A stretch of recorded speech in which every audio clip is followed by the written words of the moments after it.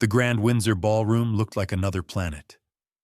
Crystal chandeliers poured golden light across marble floors, polished so perfectly they reflected every movement like still water.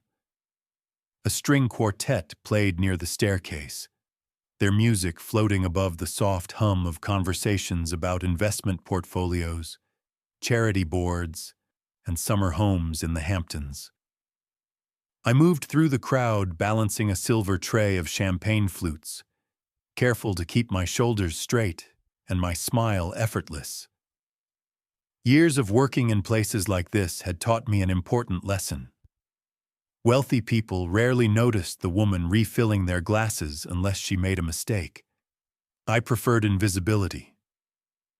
At 8:23 p.m., I stepped into the East Ballroom to clear a table near the dance floor. That was when I heard a voice I would have recognized anywhere. Well, if it is Claire Bennett. Every muscle in my body tightened. I turned slowly, hoping I was wrong. I was not. Ryan Foster stood 10 feet away, with one hand resting on the back of a blonde woman in a silver gown. He looked exactly the way I remembered, and completely different at the same time. The same dark hair, the same practiced smile, the same confidence that had once convinced me he would always be there. But his suit was sharper now. His watch gleamed under the chandelier light, and the woman at his side wore a diamond ring so large it caught the room like a camera flash. "Claire," Ryan said again, stepping closer. "I almost did not recognize you." I tightened my grip on the tray. "Good evening, Ryan." The blonde extended a manicured hand. "Savannah Whitmore. Ryan has told me so much about you." The sentence was polite, but something in her expression suggested curiosity rather than kindness. I shifted the tray to my other hand and shook hers carefully. "Nice to meet you." Ryan glanced at my uniform, then at the champagne flutes balanced on my tray, still working every angle. "I see." His tone was light, almost teasing, but the words landed harder than he probably intended. Or maybe exactly as intended. I felt heat rise to my cheeks. Before I could respond, he continued. "Savannah and I are getting married in September. Nantucket. Small ceremony. Her father has a place on the water." "How wonderful," I said, because sometimes dignity sounds exactly like neutrality. Ryan studied me for a moment, as if waiting for regret to appear on my face. "You look tired." "Claire, raising Noah on your own cannot be easy." There it was. Not concern, not sympathy. A reminder. A quiet announcement that he had moved on to a life with oceanfront property and engraved invitations while I worked nights and clipped coupons. My throat tightened, but I kept my expression calm. "Noah is doing great." Ryan smiled in that familiar way that always made me feel like I was being evaluated. "I am sure he is. Still, things might have turned out differently if you had not been so stubborn." The words were soft, almost lost beneath the music, but they struck with perfect precision. For one terrible second, I was 24 again, standing in our old kitchen while he explained why his career mattered more than our family. Then I felt something small and warm wrap around my fingers. I looked down. Noah stood beside me in his navy blazer. His eyes lifted to mine. My beautiful boy. My reason for surviving everything. Children always notice the cracks we think we are hiding. Noah's fingers curled around mine with surprising strength for such a small hand. His blue eyes moved from my face to Ryan's and back again, studying us with the solemn expression he wore whenever he sensed something important happening. "Mom," he said softly, his voice almost swallowed by the music. Are you okay? That simple question nearly undid me. Not Ryan's expensive suit, not Savannah's diamond, not the subtle satisfaction in the eyes of the man who had once promised to build a life with me, and then walked away when life became inconvenient. It was my son looking up at me with complete trust, waiting to see whether the world was safe. I knelt beside him, smoothing the lapel of his tiny blazer with hands that trembled more than I wanted to admit. I am okay, sweetheart. His small forehead creased. Why is he talking to you like that? Ryan shifted uncomfortably. Savannah glanced toward the dance floor as if suddenly fascinated by the orchestra. Children have a way of stripping away the polite layers adults hide behind. They ask the questions everyone else avoids. Noah turned to Ryan directly. My mom works really hard. She helps people and makes the best pancakes on Saturdays. His voice carried farther than he intended, clear and earnest and impossibly sincere. A few guests at nearby tables looked our way. I felt my throat tighten. Ryan gave a short laugh that sounded forced. I am sure she does. Noah frowned, unconvinced. Then he leaned close to me and whispered loudly enough for all three adults to hear. I do not like the way he makes your eyes look sad. The words settled over us like a spotlight. For a moment, nobody spoke. The quartet continued playing a soft arrangement of an old Frank Sinatra song. Crystal glasses clinked in the distance. Somewhere in the ballroom, people laughed, unaware that my 7-year-old son had just said what I had not allowed myself to admit out loud in years. Ryan cleared his throat. Claire, I did not mean anything by it. Of course you did, I thought. But I was too tired to argue and too proud to let him see how much his words still stung. I stood, keeping one hand on Noah's shoulder. Thank you for the conversation. I need to get back to work. Ryan's expression shifted. Maybe he expected tears. Maybe he expected me to ask whether he had ever regretted leaving. Instead, he was getting the same calm professionalism I offered every guest in the room. Savannah gave me a small, almost apologetic smile. Congratulations on your engagement, I said, and this time, I meant it. Not because their happiness did not hurt, but because I finally understood that another woman's ring was not evidence of my failure. Ryan opened his mouth as if to say something else, but Noah stepped closer to me and lifted his chin. My mom looks like a princess tonight, he announced. His voice was steady, certain, proud. Ryan stared at us, and for the first time all evening, he had no clever response. I squeezed Noah's hand and forced myself to breathe. The tears pressing behind my eyes were not from humiliation anymore. They were from the sudden, overwhelming realization that maybe I had been measuring my worth with the wrong person's opinion all along. Sometimes the most powerful person in the room is the one who says nothing at all. I did not notice him at first. Why would I? Women like me do not spend their lives scanning ballrooms for men who look as though they own half the city. We look for spilled drinks, empty glasses, and the quickest route back to the kitchen. We look for our children in crowded rooms. We look for signs that we are about to fall apart and do everything possible to keep smiling anyway. I squeezed Noah's hand and turned toward the service station near the west wall, determined to finish my shift with what dignity I had left. My heart was still beating too fast. Ryan's words lingered like smoke, but Noah's voice echoed louder. My mom looks like a princess tonight. I repeated those words in my mind the way some people repeat prayers. At the far end of the ballroom, behind a table set slightly apart from the others, a man watched us, I became aware of him the way you become aware of thunder before the sound reaches you. A shift in the atmosphere, a subtle current of attention moving through the room. He sat with 3 other men, all in dark suits tailored with the kind of precision that suggested money and discipline.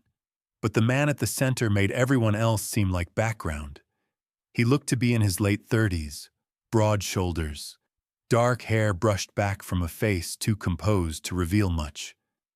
His features were striking in a severe, almost classical way, as if they had been carved rather than born. A silver watch glinted beneath the cuff of his black tuxedo. His expression was calm, but his eyes were fixed on Noah and me with a level of concentration that made my pulse stumble. Green. That was the first thing I noticed when our gazes met across the room. His eyes were a deep, unmistakable green, steady and unreadable. The kind of eyes that did not glance. They assessed. They remembered. One of the men beside him leaned over and said something. The dark-haired man did not respond immediately. His attention remained on us for 1 second longer before he lowered his gaze to the crystal tumbler in his hand. The movement was small, but the effect was unsettling, as if I had been seen more clearly than I was prepared for. "Mom," Noah whispered, tugging gently at my fingers. "Who is that?" I looked down at him. Who the prince at the big table? Despite everything, a laugh escaped me. The sound felt fragile and unfamiliar, but real. I followed Noah's line of sight again. 2 hotel managers were standing near the man's table, speaking to him with the careful respect usually reserved for major donors or heads of state. Waiters approached, with almost military precision. Other guests acknowledged him with subtle nods and cautious smiles. Power has a posture. It does not need to announce itself. It simply sits still while the world rearranges around it. I should have looked away. I should have returned to work and forgotten the strange awareness that had settled over me. But as if he sensed my thoughts, the man lifted his eyes once more. This time, there was something different in his expression. Not pity, not curiosity, recognition, as though he had already decided that tonight mattered, even if I did not yet understand why. Noah squeezed my hand and leaned against my side. "Mom," he said softly, "I think he is looking at you like you are the most important person here. There are moments when your life changes so quietly that you do not hear the turning point until everything is already different." I had just set my tray down at the service station when the music shifted. The quartet moved into a slower melody, something timeless and elegant. The kind of song that made the entire ballroom seem to breathe in unison. Couples began drifting toward the dance floor. Silk gowns brushed polished marble. Diamond bracelets caught the light like captured stars. I reached for a fresh tray, determined to focus on work and ignore the unsettling awareness that the man with the green eyes was still somewhere behind me. "Claire." Ryan's voice again. I closed my eyes for half a second before turning. He stood only a few feet away, Savannah beside him with one hand looped through his arm.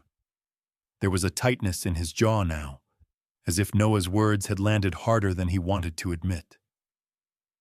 Ryan offered a smile that did not reach his eyes. "You always did love dramatic timing." I stared at him, too exhausted to decipher what he meant. Before I could answer, another voice spoke from behind him. "Dance with me." The words were low and calm, but they carried through the space between us with the quiet certainty of a decision already made. Ryan turned first, then Savannah, then me. Alessandro De Luca stood directly in front of us, up close. He was even more striking than he had appeared across the room. taller than I realized, at least 6'3", with broad shoulders that filled his tuxedo as though it had been tailored around authority itself. Dark hair swept back from a face composed in clean, deliberate lines. And those green eyes, steady and unwavering, fixed on me as if the rest of the ballroom had ceased to exist. For one suspended heartbeat, nobody moved. I became acutely aware of everything at once. The faint scent of cedar and expensive cologne, the warmth of Noah's hand in mine, the sudden silence from Ryan, the way several nearby guests had turned to watch. Alessandro extended his hand. His cufflink flashed beneath the chandelier light. "I am asking your mother to dance," he said, but his eyes never left mine. Noah looked up at me with wide, hopeful eyes. "Mom." The single word held wonder, encouragement, and the complete faith only a child can give. My pulse hammered so loudly I could hear it over the music. I should have declined. Men like Alessandro De Luca did not walk across crowded ballrooms to invite women like me onto the dance floor. Yet there was nothing mocking in his expression, no hint of pity, no calculation I could detect. Only a calm, unwavering respect that felt almost more dangerous than arrogance because it made me want to believe him. Ryan let out a short breath. "Claire." We were in the middle of a conversation. Alessandro finally turned his gaze toward him. The look was brief and perfectly controlled. But the temperature in the room seemed to shift. "I believe the lady has already given you more than enough of her evening." His voice remained smooth and measured. Ryan said nothing. For the second time that night, he looked like a man who had lost the ability to speak. My fingers trembled as I placed my hand in Alessandro's. His grip was warm and steady, strong without pressure, as if he understood exactly how fragile and how resilient I had become. The moment our hands touched, something inside me went still. Not because I knew who he was, not because I understood why he had chosen this moment, but because for the first time in years, someone looked at me as though I was not what had been left behind. I was what had been worth walking toward. The strangest thing about being truly seen is how quickly the world around you disappears. Alessandro's hand closed gently around mine, and the noise of the ballroom softened into something distant and blurred. I was aware of the orchestra, of the shimmer of chandeliers overhead, of hundreds of conversations continuing as if nothing extraordinary had happened. But all of it seemed to fade behind the steady warmth of his palm and the quiet confidence in the way he guided me toward the dance floor. I glanced back once. Noah stood exactly where I had left him, his small face lit with awe. One of the hotel managers had already stepped to his side with a plate of chocolate-covered strawberries and a glass of sparkling cider. My son looked less worried than I had seen him all night. He gave me a thumbs up. I laughed softly, the sound catching in my throat. Alessandro noticed. "Your son approves," he said. His voice was deep and unhurried, carrying the faint trace of an Italian heritage that made each word sound deliberate. Apparently, we stepped into the center of the dance floor just as the music swelled. His right hand rested lightly at my waist, respectful and steady. He held my left hand with the same calm certainty he had shown when he crossed the room to ask me to dance. There was no urgency in him, no need to impress, only control, the kind that made everyone around him instinctively adapt. I had not slow danced with anyone in years. At first, my body felt awkward, too aware of every movement. The navy dress I had worried over all day suddenly seemed less like armor and more like part of me. Alessandro moved with quiet precision, allowing me to set the pace. When I missed a step, his fingers tightened slightly, guiding without drawing attention to my mistake. "You are doing fine," he said. I looked up into those remarkable green eyes. There was no amusement there.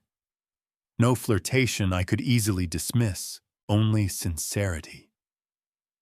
I exhaled a breath I did not realize I had been holding for nearly 7 years. Around us, the ballroom shifted. I could feel it even without turning my head. Conversations paused. Eyes followed us.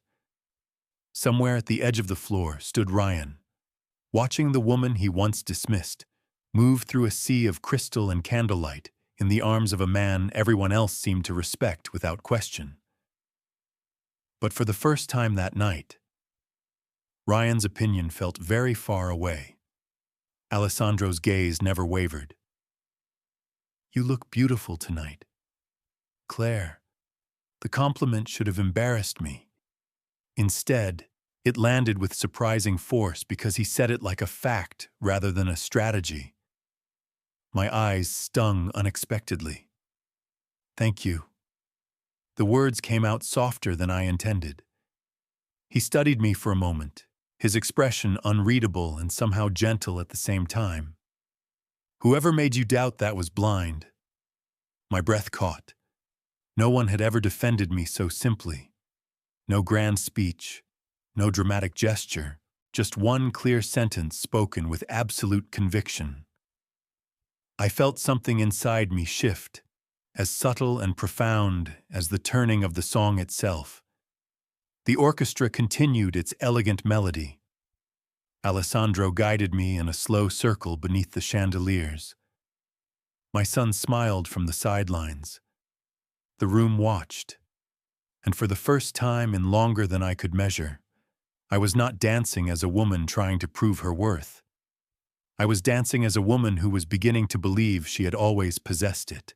Some men try to reclaim the past, the moment they realize someone else values what they threw away. The song was ending when I felt the change in the air. Alessandro's hand remained steady at my waist, his gaze calm and unreadable, but his attention shifted slightly toward something over my shoulder. I did not need to turn to know who was approaching. Certain memories have a sound. The measured footsteps of a man who once believed he could leave and return whenever it suited him. The final notes of the orchestra lingered beneath the chandeliers as Alessandro guided me to a graceful stop. For a heartbeat, neither of us moved. His hand still held mine. His eyes searched my face as though confirming that I was all right. Then Ryan's voice cut through the moment. "Claire, can I speak with you for a second?" I turned slowly. Ryan stood at the edge of the dance floor, his expression carefully controlled, but the tension in his jaw betrayed him. Savannah hovered several feet behind him, clearly uncomfortable. Around us, conversations softened. People pretended not to watch with the practiced subtlety of the wealthy. Ryan looked from me to Alessandro. "I think we need a private conversation." Alessandro released my hand only enough to allow me the choice of stepping away. He did not answer for me. That small act of restraint affected me more than any grand gesture could have. For years, men had spoken over me, decided for me, explained to me what was best for my life. Alessandro simply waited. I lifted my chin. "You can say whatever you need to say here." Ryan exhaled sharply. "Claire, I made mistakes. We both know that. But seeing you tonight, seeing you with him..." He glanced at Alessandro again, as though finally recognizing the scale of the man standing beside me. His voice lowered. I did not realize how much I missed what we had. The words might once have shattered me. There was a time when I would have stayed awake until 3 in the morning, wondering whether those sentences meant we could become a family again.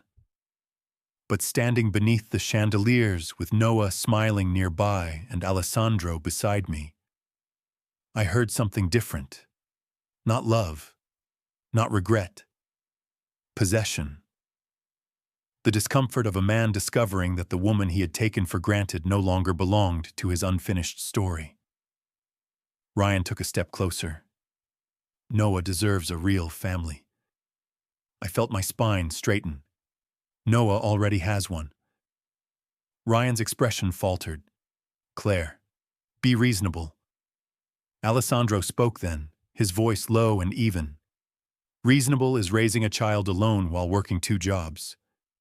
Reasonable is showing up every day without complaint. Reasonable is building a life from promises someone else failed to keep. The ballroom grew utterly still. Ryan's face reddened. Alessandro's gaze remained steady. The woman you abandoned is the woman every honorable man would be proud to stand beside. The words settled over me with breathtaking force. Ryan opened his mouth, then closed it again. For the 3rd time that evening, he had nothing to say. I turned toward Noah. My son stood near the edge of the dance floor holding his untouched, sparkling cider, his blue eyes shining with admiration. He was watching the man beside me the way boys watch someone who demonstrates what respect looks like. Ryan looked at me one final time, searching for the uncertainty he used to count on. He did not find it. Without another word, he turned and walked back toward Savannah. I watched him go and felt something unexpected. Not triumph, not bitterness. Relief. Sometimes closure is not an apology. Sometimes it is the moment another person loses the power to define your worth. The men who impress children are rarely the loudest ones in the room. Ryan disappeared into the crowd with Savannah at his side, their silver and black silhouettes swallowed by a sea of gowns and tuxedos. The tension that had wrapped around my chest all evening began to loosen, one breath at a time. I did not realize how tightly I had been holding myself together until Alessandro turned to me and asked, in that same calm voice, "Are you all right?" Such a simple question. Yet it carried more genuine concern than I had heard in years. I nodded, though my eyes burned with the kind of tears that come when relief arrives too suddenly. I think so. Alessandro studied my face for a moment, as if making certain that I meant it. Then his expression softened in a way so subtle I might have imagined it if I had not been standing inches away. Good. Before I could say anything else, Noah rushed across the dance floor and threw his arms around my waist. "Mom!" he exclaimed, his voice bursting with excitement. That was amazing. I laughed through my tears and brushed my fingers through his sandy blonde hair. Was it Noah nodded vigorously, then turned to Alessandro with the open admiration only a 7-year-old can offer. "Mister, you sounded like a superhero." Several guests nearby smiled. Alessandro's mouth curved into the faintest hint of amusement. "I assure you, Noah, I do not wear a cape." Noah considered this seriously. "You do not need one." The answer was so earnest that I pressed my lips together to keep from crying again. Alessandro crouched until he was eye level with my son. The movement was effortless, despite the obvious cost of his tuxedo and the attention he drew simply by existing. Up close, he seemed less intimidating and somehow even more powerful because he understood exactly when to make himself smaller for a child. "Your mother is extraordinary," he said quietly. Noah's face lit up. "I know." The certainty in his voice pierced me. Children do not analyze worth. They recognize it instinctively. Alessandro extended his hand to Noah as if greeting an equal. It is a pleasure to meet the young man with such impeccable judgment. Noah shook his hand with both of his small hands. You can call me Noah. Alessandro inclined his head. Then you must call me Alessandro. Noah smiled so broadly that the missing front tooth transformed him from solemn little observer back into the boy who still slept with a stuffed bear. Are you going to dance with my mom again? My breath caught.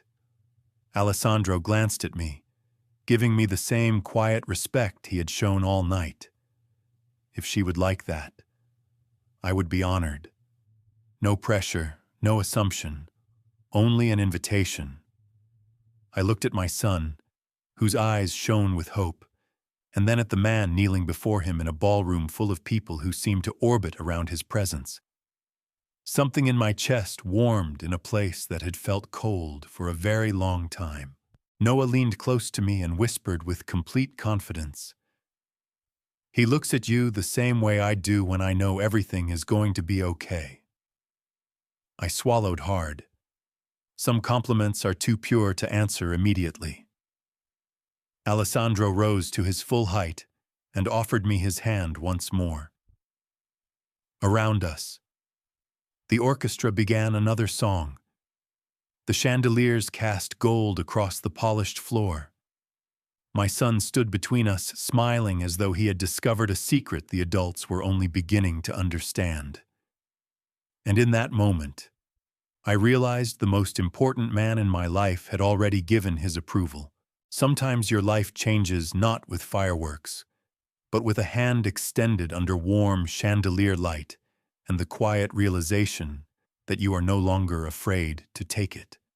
I placed my hand in Alessandro's once more, and this time there was no hesitation. Noah stepped back with a satisfied grin, clutching his sparkling cider like a tiny master of ceremonies who had successfully arranged the evening exactly as he intended. The orchestra began a slower song, softer than the one before, the kind of melody that seemed to wrap itself around the ballroom like silk. Alessandro guided me toward the center of the floor as though there were nowhere else in the world he needed to be. His right hand rested lightly at my waist. His left held mine with that same steady warmth that had calmed me from the moment he crossed the room. We moved in an easy rhythm, unhurried and natural, as if we had been practicing this dance far longer than a single night. Through the floor-to-ceiling windows, Manhattan glittered against the dark sky. Thousands of lights stretched into the distance, each one representing a different story unfolding behind glass and steel. For years, I had felt like my own story was small. A one-bedroom apartment in Queens, discount groceries, early mornings and double shifts, homework at the kitchen table while Noah colored beside me. But in Alessandro's arms, I understood that a life built with love and sacrifice was never small. It was extraordinary. He looked down at me, his green eyes softened by something that felt remarkably like admiration. I have been hoping to meet you properly all evening, he said. I smiled. This was not exactly how I expected tonight to go. His mouth curved into that restrained smile I was beginning to treasure. Some of the best things happen when expectations fail. We turned slowly beneath the chandeliers while the city shimmered beyond the glass. I thought about the woman who had walked into the ballroom hours earlier.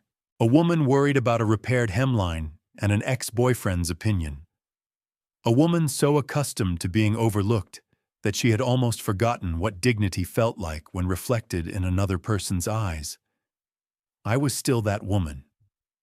Still a mother with overdue bills and a 12-year-old Honda. Still someone who would wake early tomorrow to make blueberry pancakes because my son loved them. But something fundamental had changed. I no longer saw my life as evidence of what I lacked. I saw it as proof of what I had built. The song drew to a close. Alessandro did not release me immediately. Neither of us seemed eager to break the moment. Across the room, Noah leaned sleepily against the hotel manager, who had clearly become his newest friend.